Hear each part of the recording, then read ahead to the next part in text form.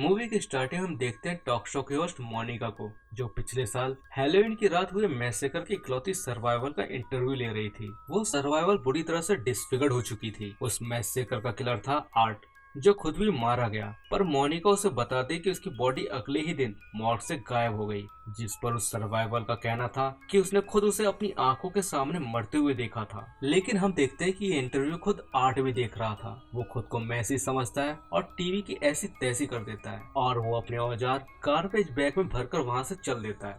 Monika phone पर अपने friend से बात करती है और टीवी शो पर जिस सर्वाइवल की तारीफ कर रही थी उसी का मजाक उड़ाती है उसके चेहरे को लेकर। तभी किसी आहट से मोनिका को लगता है कि वहाँ कोई तो है। चेक करने पर पता चलता है कि वहाँ वही सर्वाइवल खड़ी थी जिसने सब कुछ सुन लिया था, और वो गुस्से में उसकी आंखें फोड़कर उसे मार देती है और जोरों से हंसने लगती है, जिससे हमें पता चलता है कि आर्ट ने उसके फेस के साथ साथ उसके दिमाग पर भी गहरा असर डाला है। इसके बाद हम दो लड़कियों टेरा और डॉन को देखते हैं, जो हैलोवीन पार्टी से ड्रंक होकर आ रही थी। वो दोनों डॉन की कार तक जाते हैं, पर क्योंकि डॉन बहुत ज्यादा नशे में थी इसलिए टेरा खुद कार चलाना चाहती थी। इसी बात को लेकर दोनों में बहस हो जाती है। तभी आर्ट की नजर उन पर पड़ जाती है और वो उन्हें क्रीपी स्माइल देता है। डॉन को ना जाने क्या सूझा, वो इससे फ्लर्ट करने लगती है, जिसे टेरा ऐसा करने से रोक देती है। और जब वो दोनों वहाँ देखते हैं तो वहाँ से वो गायब हो गया था। इन्हें भूख लगती है तो ये दोनों एक रेस्टोरेंट में चली जाती हैं। इनके पीछे पीछे आर्ट भी वहाँ आ जाता है और बस टेरा को घूरने लगता है। जब टेरा उसकी तरफ देखती है तो वो फिर से क्रीपी स्माइल देने लगता है,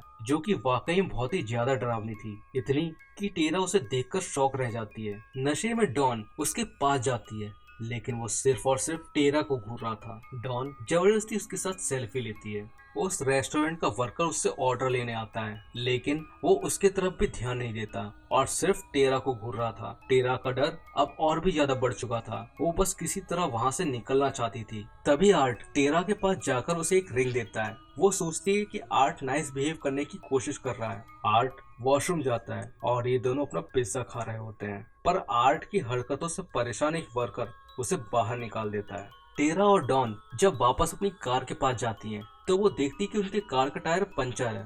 तब टेरा डॉन के फोन से अपनी सिस्टर विक्टोरिया को कॉल करके वहां बुलाती है। वो दोनों कार में वेट करते हैं। तब टेरा डॉन से बोलती है ये पंचर जरूर उस क्लाउन ने किया होगा। डॉन बोलती है उस मस्करे से डरने की जरूरत नहीं, वो हार्मलेस है, उससे तो मच्छर भी ना मरे। पर हम देखते हैं आर्ट ने उस पिज्जा शॉप वर्कर का सर काटकर नाइट लैंप बना दिया। मच्छर मारना तो वैसे भी इसकी फितरत नहीं। बोनस के तौर पर वो दूसरे वर्कर को भी मार देता है। इधर टेरा डॉन को बताती कि उसे टॉयलेट जाना है, पर वहाँ आसपास सब कुछ बंद था। तभी वो एक आदमी को बाहर आता हुआ देखती है और वो उसे अपनी प्रॉब्लम बताती है। पेस्ट कंट्रोलर माइक, जो कि उस अपार्टमेंट को रेंट फ्री करने आया था, वो उसे टॉयलेट का रास्ता बताकर अपना काम करने चला जाता है। कार में डॉन रेडियो सुन रही थी और उसमें न्यूज बताई जा रही थी कि एक क्लाउन ने ब्लैक एंड व्हाइट कॉस्ट्यूम में पिज्जा शॉप के 2 वर्कर्स को मार दिया है और वो अभी भी फरार है। दिल दहला देने वाली ये न्यूज डॉन का नशा हर लेती है। वो बहुत डरी होती है। तभी कार का डोर ओपन करके टेरा वहाँ आ जाती है और उसे वो बोलती है कि तुम अंदाजा नहीं लगा सकती कि मैंने रेडियो पर क्या सुना है। और जैसे ही वो उसे न्यूज बताने के लिए उसकी तरफ देखती है, वो टेरा नहीं आर्ट था, और अब वो अंदाजा नहीं लगा पाएगी कि आर्ट उसके साथ क्या करेगा। जब टेरा टॉयलेट से निकलती है तो उसे आवाज सुनाई देती है, जिसका पीछा करने पर उसे एक औरत मिलती है जिसके हाथ में एक एमिली नाम का बेबी था। जब टेरा उसे पास से देखती है तो उसे पता चलता है कि एमिली एक डॉल है और वो औरत पागल। उससे पीछे छुड़ाकर जैसे ही वो बाहर जाने वाली थी तभी उसे आर्ट दिख जाता है। फिर उससे बचने के लिए वो छुप जाती है। अचानक से आर्ट पीछे से उसके पैर पर चाकू से वार करता है। किसी तरह वो खुद को छुड़ाकर मेन डोर तक पहुंचती है, पर भागने का कोई रास्ता था नहीं।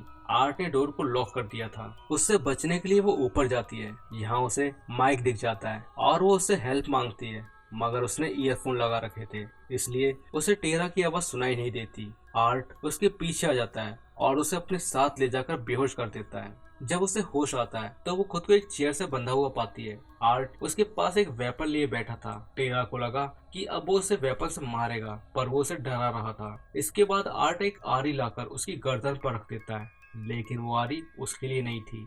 आर्ट टेरा के सामने से पर्दा हटाता है। वहाँ उसे डॉन को उल्टा लटका रखा था। वो टेरा के सामने डॉन को उसकी फैली टांगों के बीच से काटने लगता है। टेरा उसे ऐसा करते हुए देख रही होती है।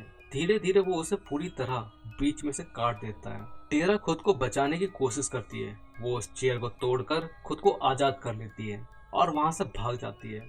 आर्ट चाकू लेकर उसे ढूंढ रहा था, पर टेरा छुपने के बजाय मार मार कर उसका बुरा हाल कर देती है। उसे लगने लगा कि वो आर्ट को अब आसानी से मार देगी। तभी आर्ट गन निकालकर टेरा के पैर में गोली मार देता है। टेरा बहुत तकलीफ में थी पर हार नहीं मानती, इसलिए वो उसके पेट में गोली मार देता है, पर उसमें जान अब भी बाकी थी। ये देखकर आर्ट उसके फेस पर गोली मारता है, लेकिन वो मरने का नाम ही नहीं ले रही थी। आर्ट की गन में गोलियां खत्म हो गई तो वो मैगजीन लेने चला जाता है। वहीं दूसरी तरफ विक्टोरिया भी वहां आ जाती है। वो देखती है कार में कोई नहीं था, इसलिए डॉन के फोन पर मैसेज करती है, पर शायद इसकी किस्मत खराब थी। उस वक्त आर्ट डॉन के फोन के पास था।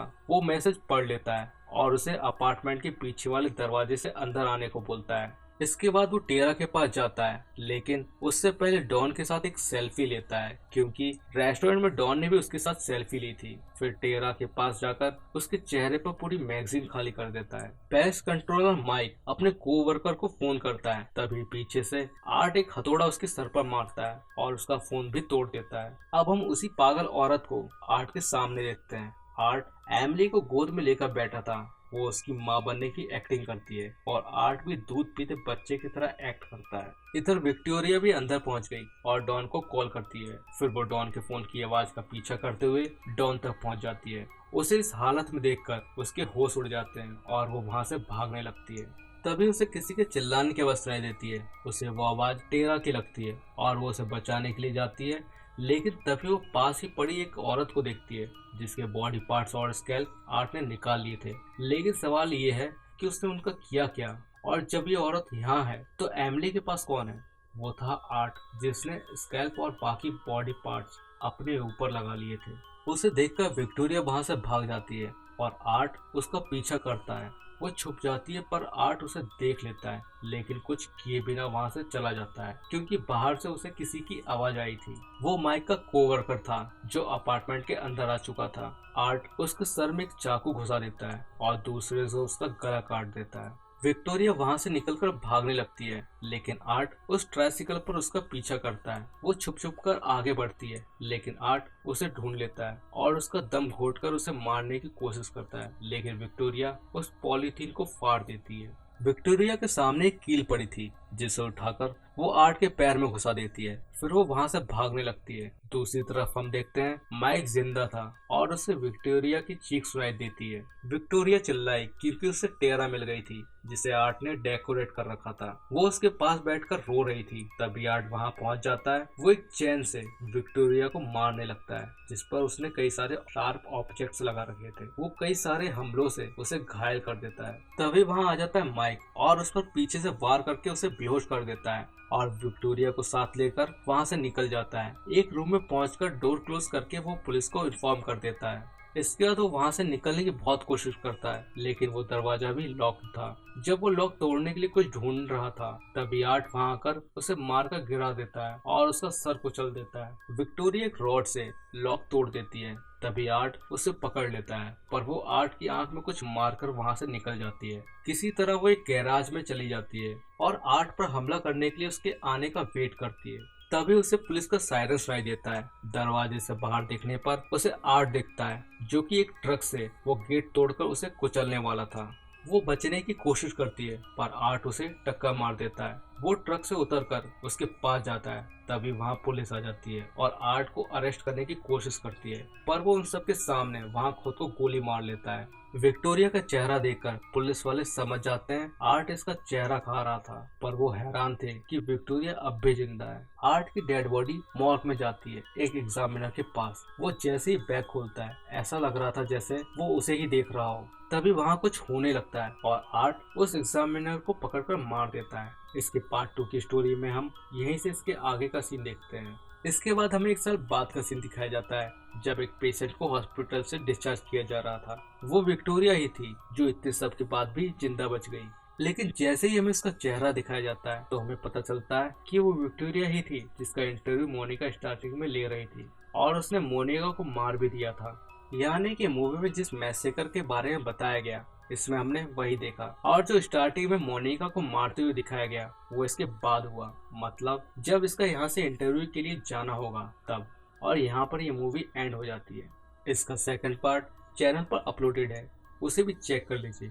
कमेंट में बताइए आपको ये एक्सप्लेनेशन कैसा लगा, और वीडियो अच्छा लगा तो लाइक कीजिए और चैनल को सब्सक्राइब करके बेल नोटिफिकेशन को ऑन कर लीजिए। तो मिलते हैं आपसे अगले वीडियो में।